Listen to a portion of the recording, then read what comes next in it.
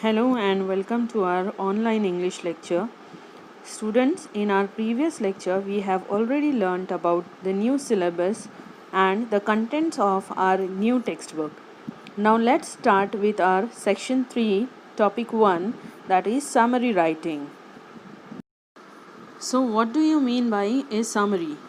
A summary is a record in the reader's own words that gives the main points of a piece, such as newspaper article, a lecture, a passage, a chapter, or even a whole book. This simply means it is a short version of a passage written in one's own words. It covers essential points of the original passage. Here a large chunk of information is written in short cohesive sentences. Let's see some do's of summary writing. First one is read and reread the passage. Next one is understand. That means understand the passage. Next one is read the instructions given in the question. Find exactly what you need to summarize. The next one is identify the main idea through the process of asking questions. This means you have to find out the main idea or the central idea of the original passage by the way of asking the questions. Questions like why you have been assigned the text and what type of text you are dealing with. Next point is form short sentences on your own, which means try to write the summary in your own words. Next point is connect the sentences using linkers. Linkers means the words such as and, but, so, whereas, although, etc. Next point is remove redundant words and sentences from the key sentences, which means try to remove unneeded or unnecessary words and sentences from the main sentences. Next point is omit details, which means you have to write the summary in brief. Next point is avoid your own interpretation, which means you have to avoid your own explanations.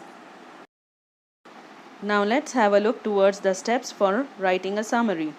Step 1 is read the article twice. Step 2, the purpose of writing. As I said previously, ask questions about the purpose of writing. Step 3 is identify the main idea. Step 4, write the first draft. Draft means your piece of writing. Step 5 is revise your first draft and edit it. Editing means to make suitable changes if you want. Step 6 is write the final draft. That means your summary. One more point to remember is give your summary a suitable title. Now have a look towards this passage. Here we can see that the main topic of the passage is democracy.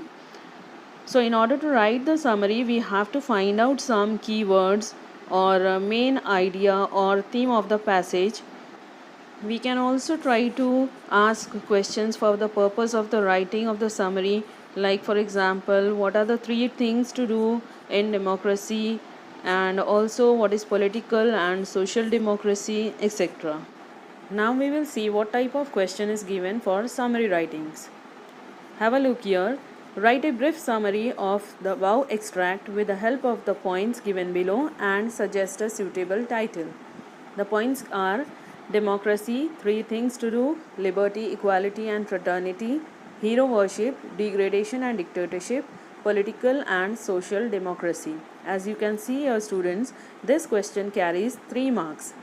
1 mark for the title, 1 mark for covering the essential points, and 1 mark for language, style and grammar.